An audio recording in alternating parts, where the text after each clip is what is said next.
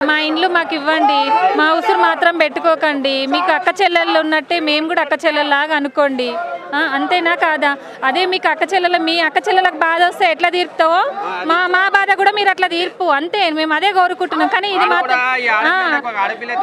మాలాగా కూడా బిడ్డలు, పెళ్ళాము, పిల్లలు, అక్క చెల్లెలు అందరైతే ఉన్నారు కదా అన్న, అట్లనే అనుకో, అంతే. మేమైతే ఏమనట్లేదు, మాది మాకు ఇవ్వండి అంతే. మా ఇళ్ళకి మాత్రం ఆయన కూడా పెళ్ళాం, పిల్లలు, అక్క చెల్లె, అమ్మ, అయ్యి అందరూ ఉంటారు. కానీ కూడా మరి వాడు ఇట్లనే రోడ్ల మీద వాడు దూకుంటాడు. ఆడు మరి ఇప్పుడు ఇంతమంది పేదవాళ్ళు రోడ్ల మీద, ఆడవాళ్ళు, లేడీస్, ఇప్పుడు వాడి పెళ్ళాం ఇట్లా రోడ్డు మీద ఉంటాడు, ఆగుతాడా? మరి ఆడు మంచిగా ఇంట్లో కొంపల్లో వంటలేడు, ఆడు అని పిల్లం పిల్లలు లేరు, అని కూడా ఉన్నారు కదా. మరి ఈ యొక్క ఆడపిల్ల ఎట్లా, అని ఆడపిల్ల ఎట్లా అనుకోవాలి వాడు కూడా. మరి ఇప్పుడు ఇంత ఆడపిల్లలను బయట వేస్తే బతికేం కావాలి వాళ్ళది. ఇప్పుడు మామిన బతుకుతున్నా వాడు అవలేగాడు. వాడు సీఎం అయినా మేము ఓట్లేసినా కాదు సీఎం అయింది. ఓట్లు వేసేటప్పుడు ఏమో కాలు పట్టుకొని తిరుగుతారు అందరి, ఓట్లు అయిపోయినాకనేమో చూపిస్తారు అందరికీ. మరి ఇదేం అవలేసిన సీఎమా, మంచి సీఎమా మరి అర్థమవుతలేడు. సో ఇక్కడ ఆడవాళ్ళు రోడ్ల మీదకి వచ్చారు. కొన్ని వేల మంది ఇక్కడ బాధితులు ఉన్నారు. వీళ్ళందరూ రోడ్ల మీదకి వచ్చారు. కొన్ని వందల ఇళ్ళు కూలిపోబోతున్నాయి. అది హైడ్రా పేరుతో కావచ్చు, మూసీ నది ప్రక్షాళన పేరుతో కావచ్చు. 1,50,000 కోట్ల కుంభకోణం చేయడానికి ఈ ఇళ్ళని కూలగొడితే కానీ ఆయన మనశ్శాంతి, ఆత్మసంతృప్తి కలిగేలా లేదు. 9 నెలల కడుపుతో గర్భిణీ స్త్రీ ఉంది. గర్భిణీ స్త్రీని రోడ్డు మీదకి లాగే ప్రయత్నం చేశారు. పోలీసులు అడ్డుకున్నారు. పోలీసులు ఇళ్లలో ఉన్న ఆడపిల్లల్ని, 9 నెలల గర్భిణీని లాగే ప్రయత్నం చేస్తే మొత్తం చుట్టూ ఉన్న మహిళలందరూ అడ్డుకోవడం జరిగింది. వాళ్ళ భర్త కిరోసిన్ పోసుకొని అంటించుకునే ప్రయత్నం చేస్తే లోకల్ కార్పొరేటర్ నరసింహగుప్త గారు వచ్చి మొత్తం ఆయనను ఆపి కంట్రోల్ చేసి సంధాయించి ఈటల గారిని పిలిచి ఈటల రాజేందర్ని కూర్చోబెట్టి ధర్నాకి దిగిన పరిస్థితి. సో ఇక్కడ ఎందుకు అంటే తెలంగాణ ప్రభుత్వం, తెలంగాణ ఏర్పడికి ముందర తెలంగాణ కావాలని 2009 నుంచి 2014 వరకు ఎట్లాంటి ధర్నాలు, గొడవలు, ఇట్లా ఉద్రిక్త పరిస్థితులు ఉన్నాయో అలాంటి పరిస్థితులు 9 నెలలు వచ్చిన గవర్నమెంట్లో గద్దెనెక్కిన 9-10 నెలల్లోనే ఇంత దారుణంగా ప్రవర్తిస్తున్నాడు రేవంత్ రెడ్డి గారు. కాంగ్రెస్ పార్టీకి పుట్టగతులు ఉండవని చెప్పి ఇక్కడ పబ్లిక్ అయితే చెప్తున్నారు. ఇక్కడ లోకల్గా ఉన్న కాంగ్రెస్ లీడర్లు, లోకల్గా ఉన్న ఎమ్మెల్యేలు కూడా చూడాలి. ఎందుకంటే మీకు రేపొద్దున ఈ వీధుల్లో కానీ ఈ ఏరియాల్లో కానీ తిరిగే పరిస్థితులు ఉండవు మీ ఎవరికి, కాంగ్రెస్ పార్టీ లీడర్లకి. తర్వాత దేవినేని సుధీర్ రెడ్డి, ఆయన కూడా మూసీ నది ప్రక్షాళన కమిటీ చైర్మన్ ఉండే, ఆయనకు కూడా తెలుసు, ప్రతిదీ తెలుసు. అప్పుడు ఆయన పట్టించుకోక, చర్యలు తీసుకోక, సరిహద్దులు ఏర్పరచకపోవడం వల్ల ఇక్కడ స్థానికంగా ఉండే ఎమ్మెల్యేకే ఈ బాధ్యతలు ఉన్నాయి. ఈ ఎమ్మెల్యేనే మొత్తం మూసీ రివర్కి సంబంధించిన చైర్మన్, ఆ కమిటీకి చైర్మన్గా ఉన్నాడు.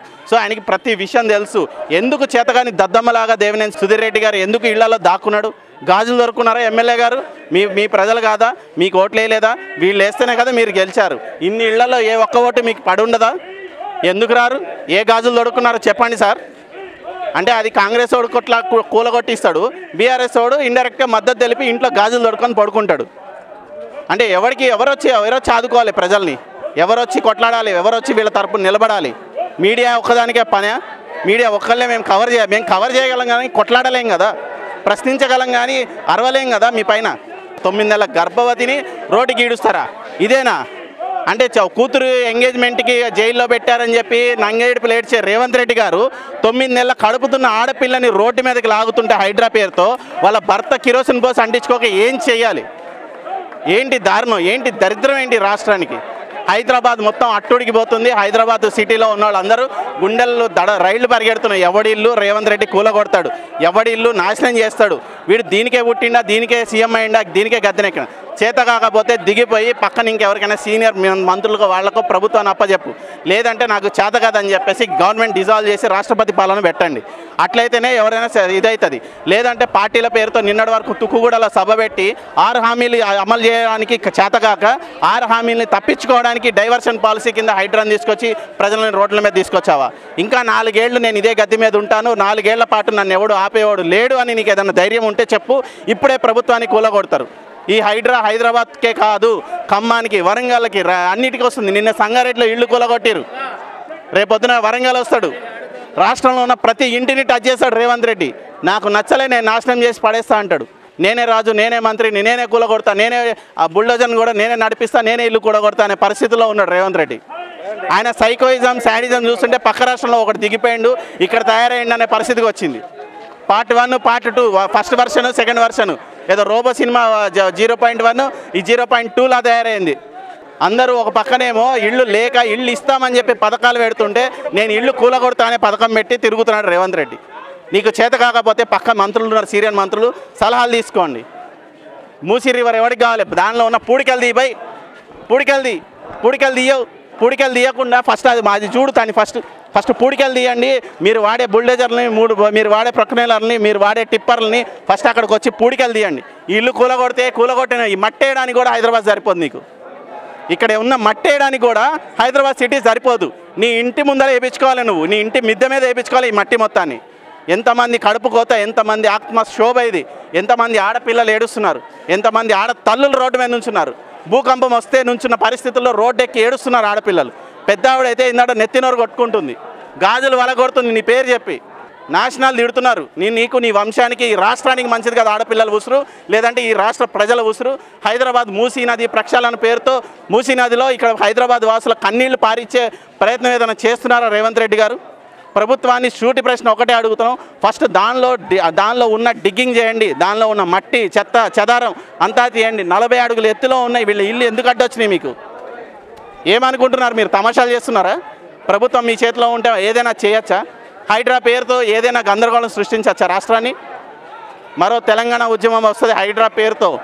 ప్రత్యేక రాష్ట్రం సాధించుకున్నారు వీళ్ళే.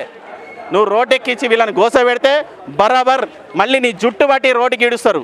రేవంత్ రెడ్డి గుర్తుపెట్టుకోవాలి. రేవంత్ రెడ్డి గారు మీకు సవినయంగా వీళ్ళందరూ మొక్కుతుంది ఒక్కటే, ఇప్పటికైనా వెనక్కి తగ్గండి, ఇళ్ళని కూలగొట్టకండి, ఇళ్ళ జోలికి రాకండి అని చెప్పేసి క్లియర్గా అడుగుతూ ఉన్నారు. ఫస్ట్ మట్టిని డిగ్గింగ్ చేయండి, తర్వాత అక్కడున్న కలుషితాలని క్లియర్ చేయండి, తర్వాత 1 by 1 చేయండి. అప్పుడు వీళ్ళకి కూడా అర్థమవుతుంది, అరే మూసీ నది మనకు కూడా కావాలి అని చెప్పేసి వాళ్ళ ఇల్లు వాళ్ళ ఇటుకలు వాళ్ళే పిక్కని పోతారు.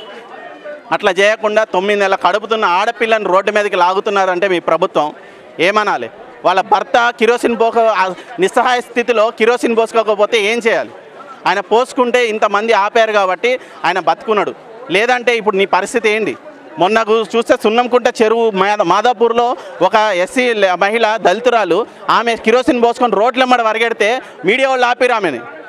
ఇప్పుడు ఈరోజు 9 నెలల గర్భవతి అయిన ఆడపిల్లని రోడ్డు మీదకి లాగితే వాళ్ళ భర్త కిరోసిన్ పోసుకుంటే ఇక్కడ ఉన్న కార్పొరేటర్ ఆపిండి ఆయనని హత్తుకొని దగ్గరకు తీసుకొని, అరే భయ్ నువ్వు చేయకు నేను ఉంటా అని చెప్పి ఈటెల రాజేందర్ గారిని పిలిపించి ఇక్కడ నిలబడ్డాడు ఆయన. ఇది లీడర్షిప్ అంటే. ఏడవైరు దేవినేని సుధీర్ రెడ్డి ఏడి ఎమ్మెల్యే ఎక్కడ పోయిండు? సబితా ఇందర్ రెడ్డి గారు ఏరి? సరూర్ నగర్కి ఆమెనే వస్తారు కదా, ఆవిడ ఏరి? ఆమె ఎటుపోయింది? హైడ్రా బీఆర్ఎస్ వర్తించదా? హైడ్రా బీఆర్ఎస్ పట్టించుకోదా? బీఆర్ఎస్ పార్టీ నాయకులే పర్మిషన్లు ఇచ్చారు కాబట్టి మమ్మల్ని ఏమంటారా అని చెప్పేసి ఉరుకుతురా? బీఆర్ఎస్ లీడర్లకి ఎమ్మెల్యేలకి భయం పట్టుకుందా?